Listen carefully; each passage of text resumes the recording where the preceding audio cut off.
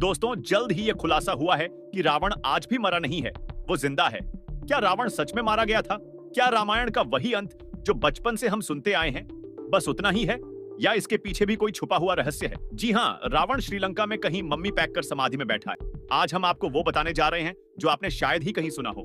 रावण की मृत्यु एक ऐसा विषय है जिस पर सैकड़ों साल से चर्चा होती रही है, और आज मैं आपको पुराणों, श्रीलंका की लोक कथाओं और प्राचीन रहस्यों से जोड़कर वो सब बताऊंगा जिसे जानकर आप भी कहोगे, क्या सच में रावण मरा था?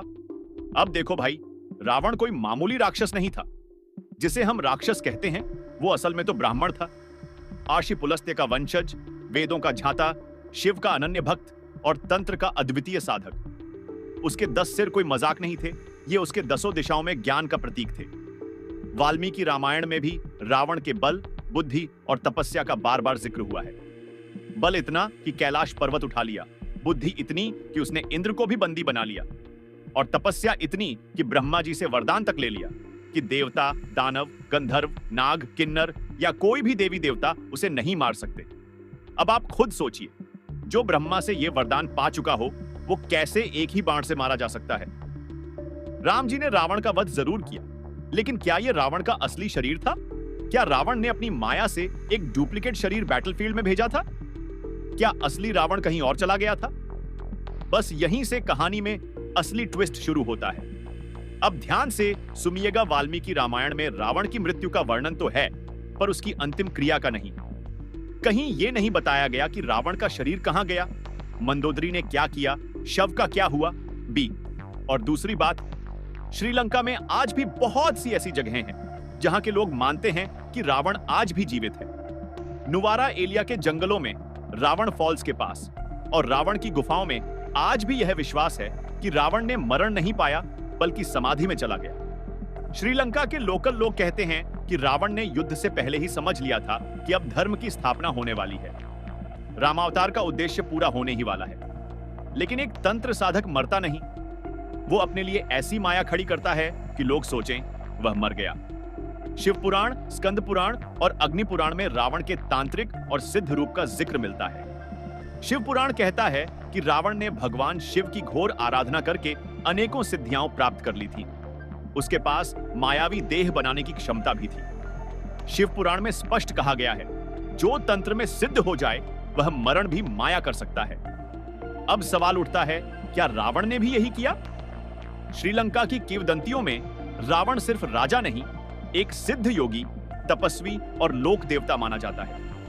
लंकाई मानते हैं कि युद्ध से पहले रावण ने अपने किसी प्रिय पात्र, जिसे वहां की लोक कथाओं में मामी कहा गया है, के साथ मिलकर एक गुप्त स्थान पर समाधि लेने का निर्णय किया।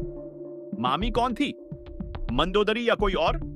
कुछ लोग कहते हैं कि वह रावण की एक और पत्नी थी, जो उसकी तंत्र साधना में सहयोगिनी थी। अब देखो, युद्ध के मैदान में रावण जरूर मारा गया, लेकिन क्या वो माया देह थी? वाल्मीकि रामायण में ही युद्ध से पहले रावण का व्यवहार बहुत अलग दिखता है। वो जानता था कि राम कोई साधारण मानव नहीं, साक्षात विष्णु हैं। रावण, जो कभी किसी से नहीं डरा, आखिर युद्ध से पहले मंत्रियों से ये क्यों कहता है, अब काल मेरे सिर पर खड़ा है? क्यों नहीं उसने ब्रह्मास्त्र का इस्तेमाल किया? क्यों नहीं उसने मेघनाद की नागपाश शक्ति को बचाकर रखा? क्यों ऐसा लगता है कि रावण युद्ध में हार नहीं रहा था बल्कि एक लीला पूरी कर रहा था? अब अगर श्रीलंका के इतिहासकारों और लोक गाथाओं की माने तो रावण ने समाधि विज्ञान का सहारा लिया। तंत्र शास्त्र में कहा भी जाता है कि सिद्ध योगी मृत्यु से पूर्व अपनी प्राण शक्ति को समाधि में स्थापित कर सकते हैं। ऐसी समाधि में व्यक्ति मरा नहीं होता, वह कालातीत हो जाता है। न तो वह मरा, न ही जिंदा। और इसी वजह से आज भी श्रीलंका में कई गुफाओं को रावण गुफा कहा जाता है। कहते हैं कि वहां रात में मंत्रोच्चार की आवाजें आती हैं। कोई भीतर गया तो लौटा नहीं। यह भी कहा जाता है कि रावण अपनी मामी के साथ वहां ध्यानस्थ है और उसकी सिद्धि आज भी जागृत है। रावण ने मरण नहीं पाया, वह समाधि में गया है। अब इसे और पक्का करने के लिए सुनो।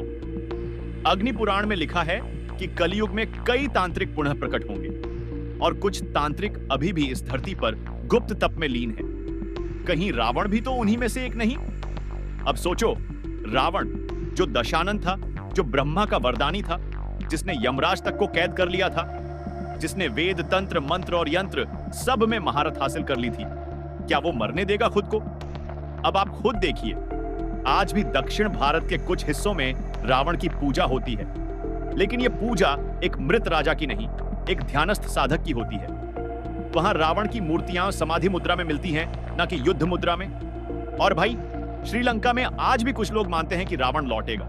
जब कलयुग अपने चरम पर होगा, जब अधर्म हर तरफ फैलेगा, तो रावण अपनी तपस्या से जागेगा और पुनः प्रकट होगा। अब सोचो, कहीं ये भी तो नहीं कि जो रावण समाधि में बैठा है वो कलयुग के अंत में लौटेगा? और अगर लौटेगा तो क्या करेगा? धरती पर फिर से लंक। भाइयों और बहनों, अब फैसला आपके हाथ में। क्या रावण सच में मारा गया था, या रावण ने मामी पैक कर श्रीलंका की गुफाओं में समाधि लगा रखी है? क्या रावण फिर लौटेगा? कमेंट में लिखो, क्या आपको भी लगता है रावण आज भी श्रीलंका में जीवित है?